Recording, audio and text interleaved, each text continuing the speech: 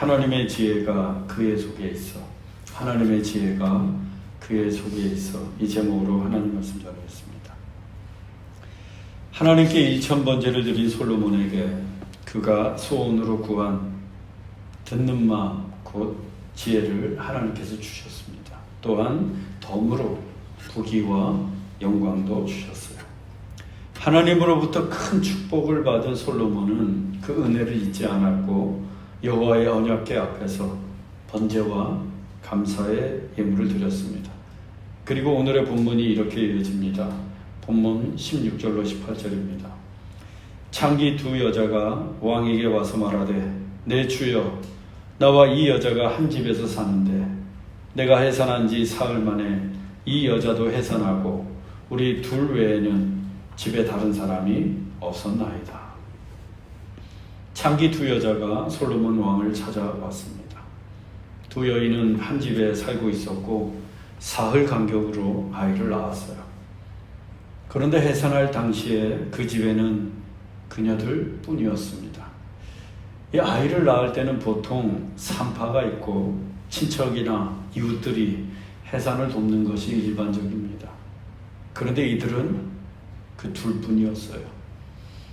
이것은 그들이 산파를 부를 만큼의 경제적 여력이 없었다는 것을 보여줍니다.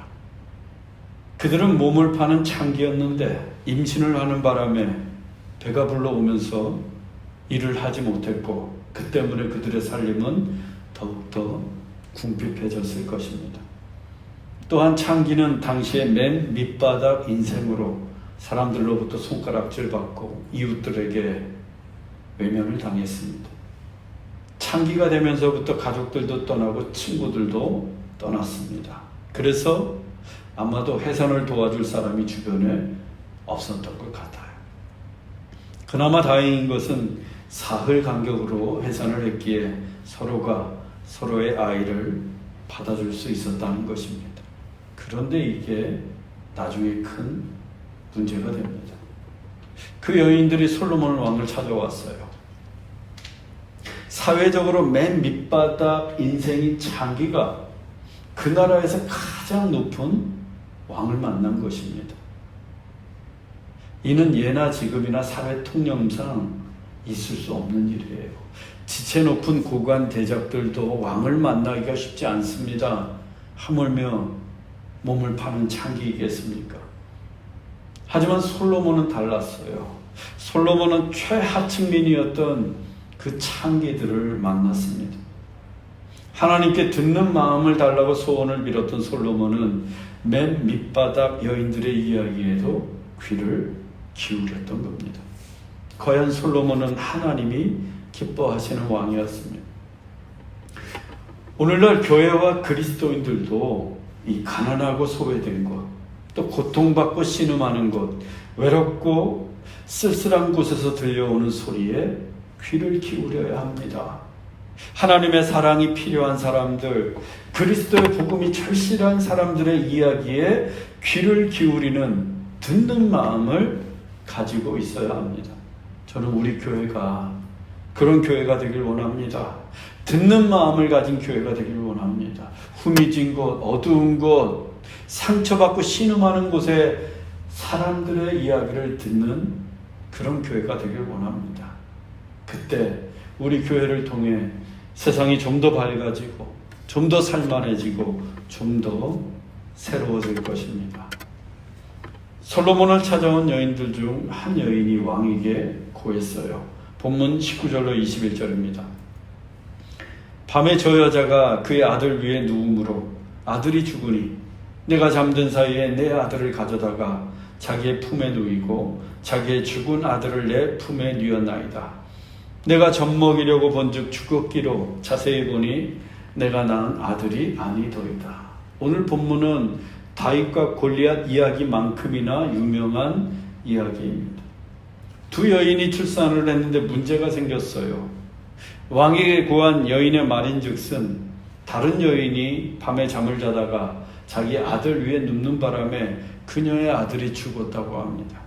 그래서 자기의 죽은 아들을 몰래 내 품에 누이고는 내 아들을 자기 품에 누였다고 합니다.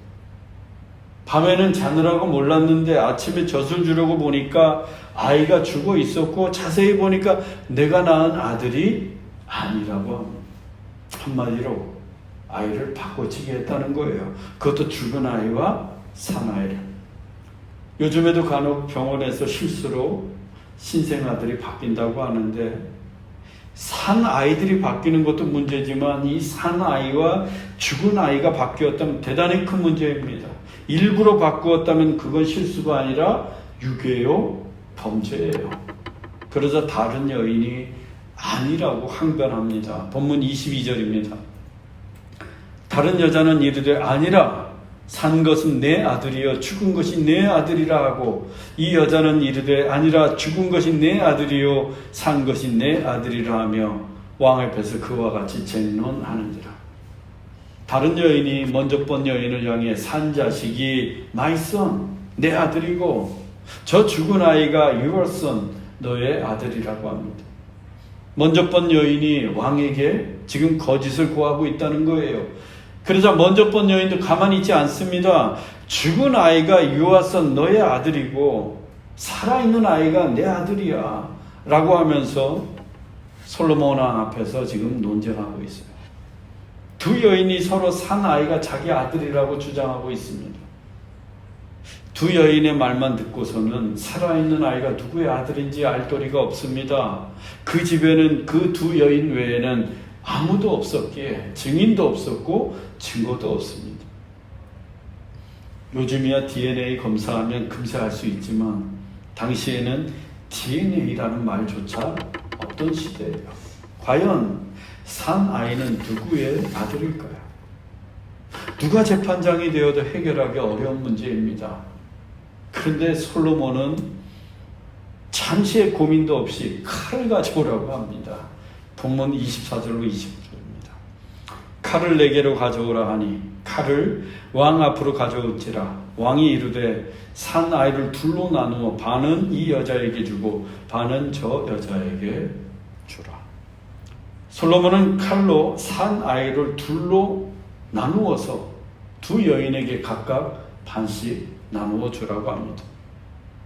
사람이 무슨 물건도 아닌데 어떻게 나눌 수 있어요? 무자르듯이. 그것도 칼로 아이를 반으로 나누면 어떻게 됩니까? 죽습니다. 갓난 아이가 아니라 어른들도 죽어요. 솔로몬이 미치지 않고서야 이런 명령을 내릴 수 없습니다. 그런데 그 명령 후에 대반전이 일어납니다. 본문 26절입니다.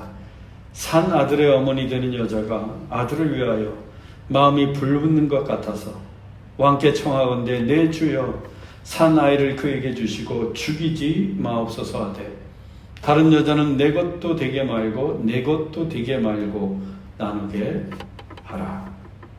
먼저 산 아들의 어머니 즉 생모가 되는 여인은 아들을 위한 마음이 불같이 일어났어요.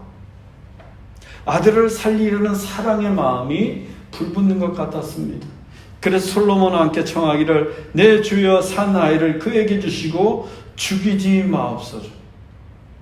내 아들이 맞지만 그 아들을 다른 여인에게 줄지언정 그 아들을 살려달라고 합니다. 반면에 다른 여인은 산 아이가 누구의 것도 되지 못하도록 칼로 나누어 달라고 해요. 아이가 죽어도 좋다는 뜻 아니겠습니까? 그때 솔로몬이 최종 판결을 내립니다.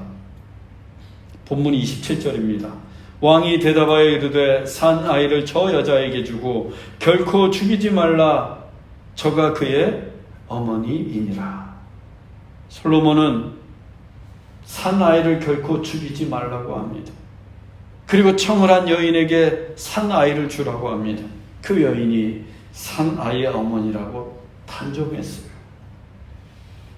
친엄마의 모성애라면 결코 자식을 사지로 내몰지 않기 때문입니다. 자기의 목숨을 내놓고 아들을 살릴지언정 아들을 칼로 나누지 않아요. 증인도 없고 증거도 없는 상황에서 솔로몬은 친엄마의 본성과 사랑, 즉 모성애에 초점을 맞추었던 겁니다. 이 동양의 고전에도 이와 비슷한 이야기가 있습니다.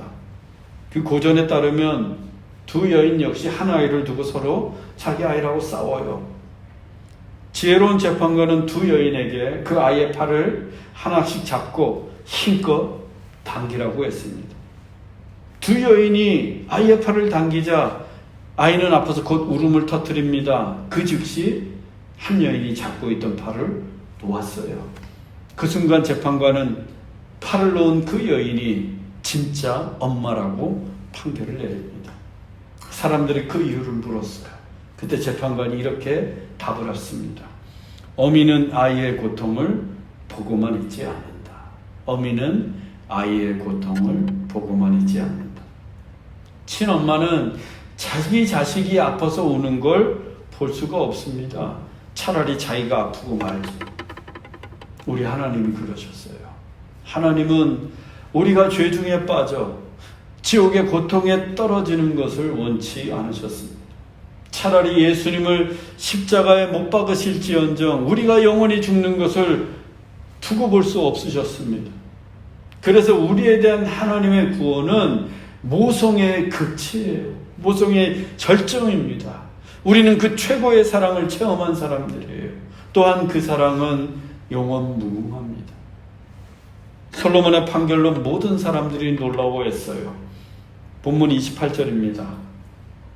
온 이스라엘이 왕이 심리하여 판결함을 듣고 왕을 두려워하였으니 이는 하나님의 지혜가 그의 속에 있어 판결함을 봄이더라. 온 이스라엘이 솔로몬의 판결을 듣고 솔로몬을 두려워하게 되었습니다. 즉 솔로몬을 경외하게 된 것입니다. 왜냐하면 솔로몬의 판결은 인간의 지혜가 아니라 하나님의 지혜가 그의 속에 있었기에 가능한 일이었기 때문에 하나님의 지혜가 그의 속에 있는 왕을 어찌 경외하지 않을 수 있겠습니까?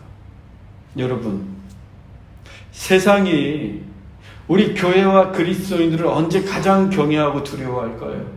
언제? 교인들 수가 많을 때? 아니면 교회 돈이 많을 때? 아니면 교회 권력자들이 많을 때? 아니면 교회 목사가 인기가 높을 때 세상이 교회와 그리스도인들을 두려워하고 경외하겠습니까? 아니에요. 돈과 권력은 세상에 훨씬 더 많습니다. 인기가 높은 사람들도 세상의 유명 인사들이 훨씬 더 많아요. 그런 걸로는 결코 세상으로부터 경외감을 얻을 수 없어요. 세상이 교회와 그리스도인들을 두려워하고 경외할 때는 하나님의 지혜가 우리 속에 있을 때입니다. 즉 우리에게서 하나님이 보일 때예요. 하나님이 보일 때. 우리에게서 하나님의 거룩하심이 보이고 우리에게서 하나님의 사랑이 보이고 우리에게서 하나님의 정의와 하나님의 말씀이 보일 때 세상이 교회를 두려워하고 그리스도인들을 경외합니다. 사랑하는 형제자매 여러분, 온전한 하나님의 백성으로 살아가십시다. 세상과 구별된 주님의 거룩한 교회를 이루어 가십시다. 그래서 우리를 통해 하나님이 보이도록 하십시다. 그래서 세상이 두려워하고 경외하는 우리 모두가 되기를 주 예수 그리스도 이름으로 축원합니다. 기도하겠습니다. 사랑의 하나님, 우리에게도 솔로몬과 같은 지혜를 주옵소서. 우리 속에도 하나님의 지혜가 충만하게 하옵소서. 하나님의 말씀, 하나님의 사랑, 하나님의 거룩하심이 우리 속에 가득하길 원합니다. 그래서 우리의 말과 행동을 통해 하나님이 보여지길 원합니다. 그리하여 세상이 두려워하고 경외하는 좋은 씨앗 교회와 좋은 씨앗 교회 성도들이 되게 하옵소서. 길이요 진리요 생명이신 예수 그리스도의 이름으로 기도하옵나이다. 아멘.